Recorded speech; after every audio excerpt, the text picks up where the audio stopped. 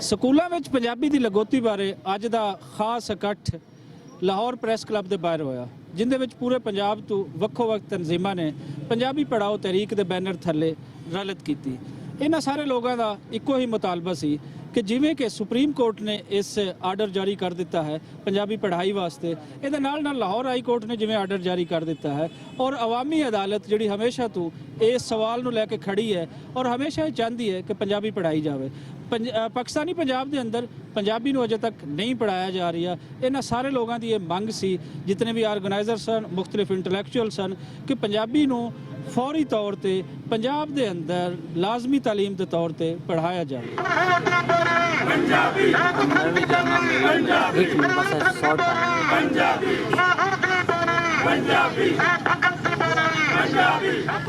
जी अज असीं Lahore press club ते एक सैमीनार ते एक रैली जो है असीं कड्ढी है पंजाबी ज़बान के हवाले नाल। ते साडा बेसिक एजेंडा इत्थे इकट्ठे हुंदा है कि जी पंजाबी लैंग्वेज उहनूं पंजाब दे करिकुलम च ऐड किया जाए।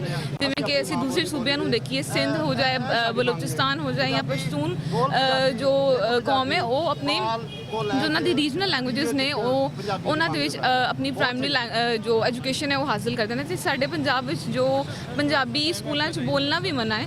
ते असी साडी मंग है कि पंजाबी ज़बान जो है उन्होंने साडे करिकुलम च पहली जमात तो लैके टिल BA उन्होंने एक कंपलसरी सबजैक्ट के तौर पर ऐड किया जाए।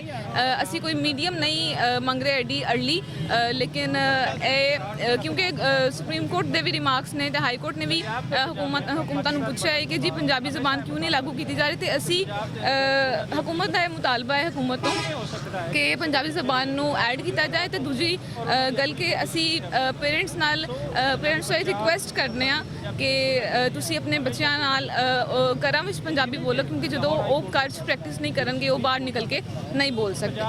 पंजाब मंगे पंजाबी, पंजाब मंगे पंजाबी, मजदूर बोलन पंजाबी, मजदूर बोलन पंजाबी, किसान बोलन पंजाबी, पंजाबी बोल पंजाबी, बोल पंजाबी, सुन पंजाबी, बोल पंजाबी, बोल पंजाबी, बोल पंजाबी।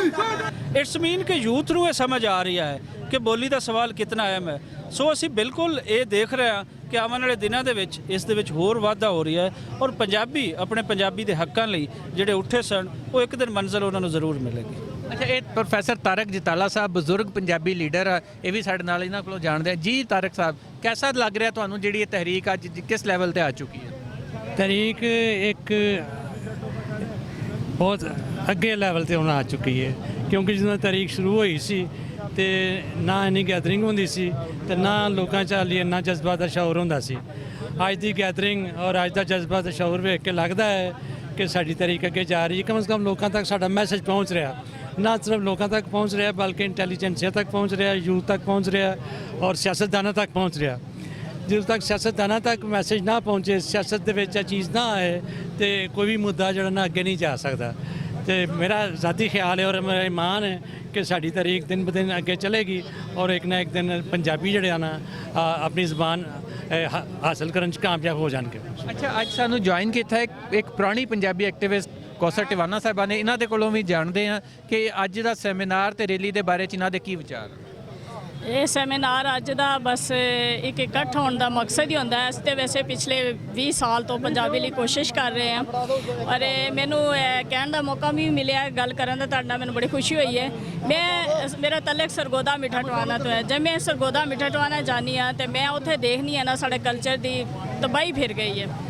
ਲੋਕ ਜਿਹੜੇ ਹੈ ਕਿ ਉਹ ਸਾਡੀਆਂ ਮਾਵਾਂ, ਪੁੱਫੀਆਂ, ਚਾਚੀਆਂ ਜਿਹੜੀਆਂ ਨੇ ਉਹ ਬੱਚਿਆਂ ਨੂੰ ਜਿਹੜੇ ਆਪਣੀ ਜ਼ਬਾਨ 'ਚ ਗੱਲ ਕਰਦੀਆਂ ਸੀ, ਅੱਜ ਉਹ ਉਰਦੂ ਬੋਲਦੀਆਂ। ਬੜਾ ਇੱਕ ਦੁੱਖ ਜਿਹਾ ਲੱਗਦਾ ਹੈ ਕਿ ਸਾਡੇ ਔਰ ਇਹ ਦੁੱਖ ਜਿਹੜਾ ਹੈ ਨਾ ਯਕੀਨ ਜਾਣੋ ਕੁਛ ਇੱਕ ਦਿਲ ਫੜ ਜਾਂਦਾ। ਉਹਨਾਂ ਨੂੰ ਕਹੀਦਾ ਨੇ ਕਿ ਪੁੱਫੀ, ਚਾਚੀ, ਤਾਈ ਤੁਸੀਂ ਇਸ ਤਰ੍ਹਾਂ ਕਿਉਂ ਇਹਨਾਂ ਨਾਲ ਗੱਲ ਕਰਦੇ? ਬੱਚੇ ਅੱਜ ਕੱਲ੍ਹ ਦੇ ਇਹ ਹੀ ਪੜ੍ਹਦੇ ਨੇ। ਲੇਕਿਨ ਅਗਰ ਇਹੀ ਜ਼ਬਾਨ ਪੰਜਾਬੀ ਸ਼ੁਰੂ ਤੋਂ ਪੰਜਾਬੀ ਸ਼ੁਰੂ ਤੋਂ ਯਾਨੀ ਕਿ ਬੱਚੇ ਨੇ ਇੱਕ ਪਹਿਲੀ ਜਮਾਤ ਤੋਂ ਤਾਲੀਮ ਦਿੱਤੀ ਗਈ ਕਰਾਂਗੇ ਤੇ ਆਉਣ ਵਾਲੀਆਂ ਨਸਲਾਂ ਜਿਹੜੀਆਂ ਨੇ ਨਾ ਉਹ ਜ਼ਰੂਰ ਹੈ ਪੰਜਾਬੀ ਨੂੰ ਜਾਣਨ 'ਚ ਕਾਮਯਾਬ ਹੋਣਗੀਆਂ। ਹੁਣ ਵਾਲੀਆਂ ਨਸਲਾਂ ਨੂੰ ਤਾਂ ਨਹੀਂ ਪਤਾ ਹੈ ਕਿ ਪੰਜਾਬੀ ਕੀ ਚੀਜ਼ ਹੈ।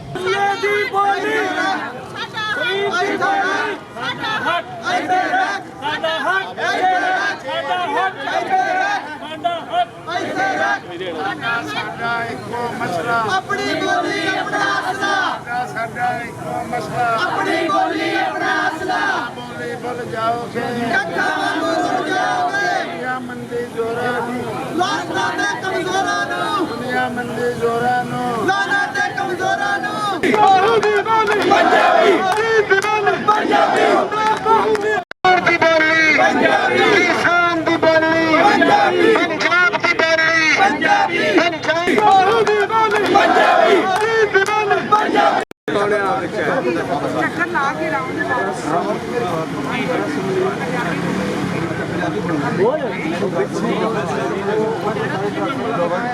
ਅੱਛਾ ਯਾਰ ਤੁਹਾਡੀ ਮਿਹਰਬਾਨੀ ਕੁਝ ਇੱਥੋਂ ਇੱਥੇ ਤੱਕ ਤੁਸੀਂ